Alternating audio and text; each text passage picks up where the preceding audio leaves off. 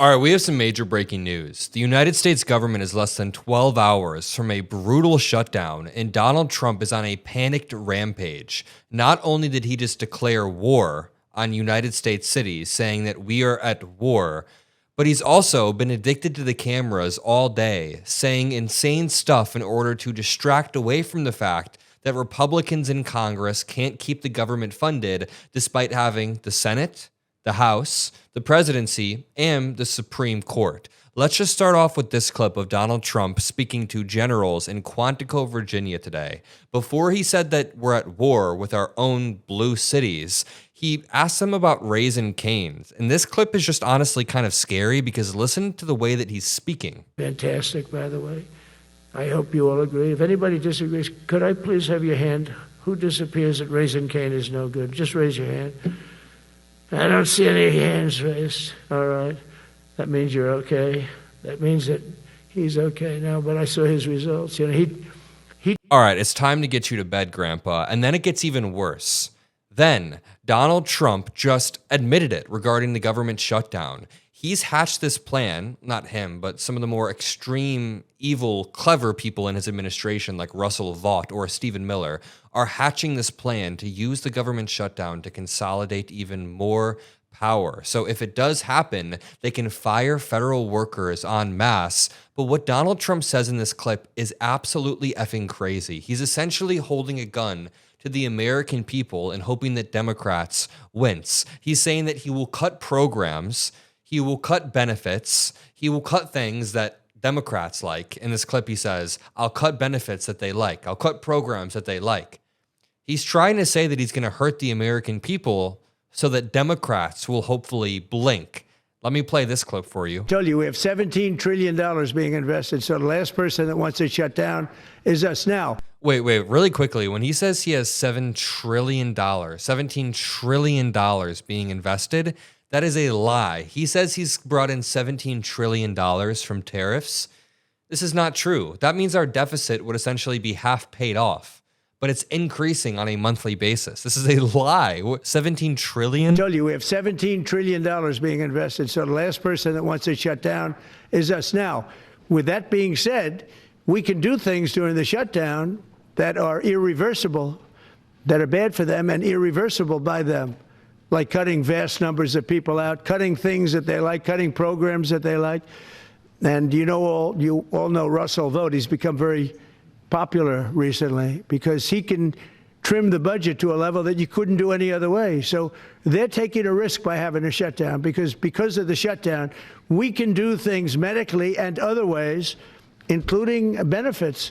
We can cut large numbers of people out. We don't want to do that, but... Okay, throughout all of that word vomit that the President of the United States just spewed, he's essentially saying that Republicans will directly attack benefits, fire workers, and attack programs that in his eyes the Democrats love. But in reality, the American people need this. Vulnerable Americans need this. And Donald Trump is saying, I'm going to inflict maximum damage if we do go into a shutdown, which is not the way a leader should lead. And it kind of brings me into this next clip of Donald Trump talking about San Francisco, Chicago, New York, and essentially saying it's a war, because this is a man who I've watched throughout all of my formative years in high school and college use the most insane, divisive rhetoric, amping up the tension, not to 10, but to 11.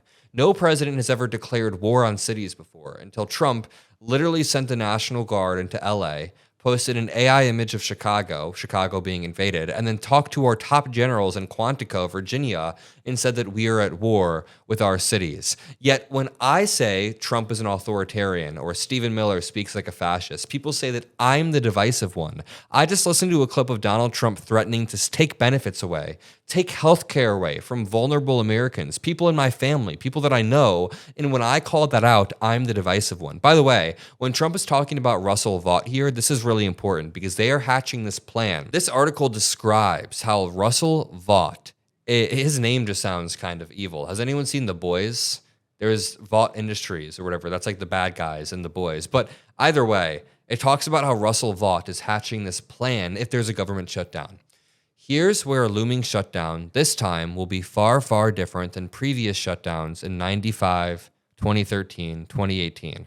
According to reports first reported by Politico, OMB Director Russell Vought instructed agencies to prepare RIFs, reduction in forces, for all employees without separate funding and whose work is, quote, not consistent with the president's priorities. So essentially just fleecing anyone who's not a loyalist. The reduction in force could apply even to employees working in accepted programs.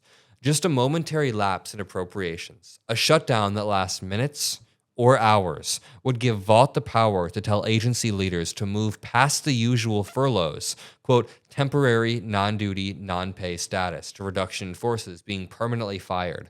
Vought could choose the programs that the administration has been wanting to eliminate and give a very big haircut to others. The result would be a dramatic, instantaneous shift in the separation of powers. Let me underline this. While the purse is empty, OMB would seize the power of the purse from Congress. The administration could choose to prolong a shutdown for as long as it liked through poison pills and negotiations with congressional Democrats, and comb through the government to flatted programs it's been trying to cut.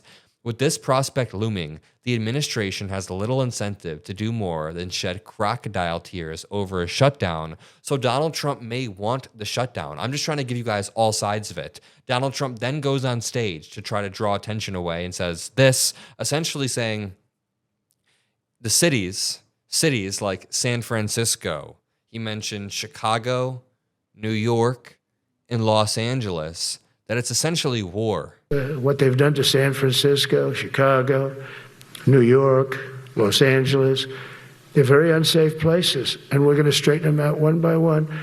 And this is going to be a major part for some of the people in this room. That's a war, too. It's a war from within. Controlling the physical territory of our border is essential to national security. We can't let these people in. The President of the United States is speaking about American cities, United States cities, and not trying to find solutions or lift them up, but he's saying it's a war from within.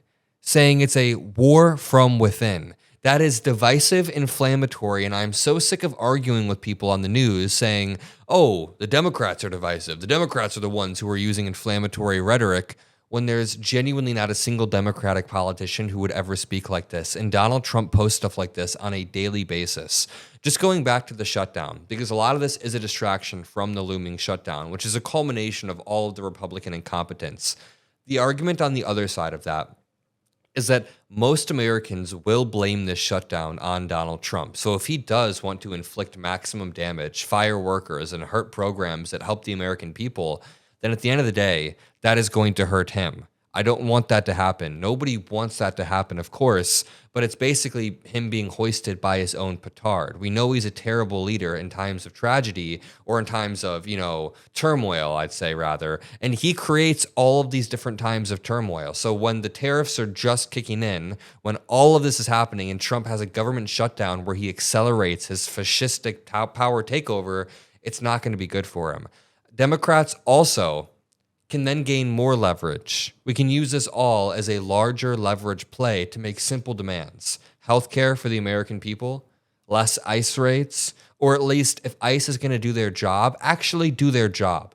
Don't go in there masked up, refusing to identify themselves, refusing to read any rights, and hurting people. Do your job like adults. Take the mask off and have due process. America is built on due process. I'm going to leave it there. If you appreciate the videos we make on the Adam Mockler channel, drop a like, subscribe. I'll see you in the next one. Peace out.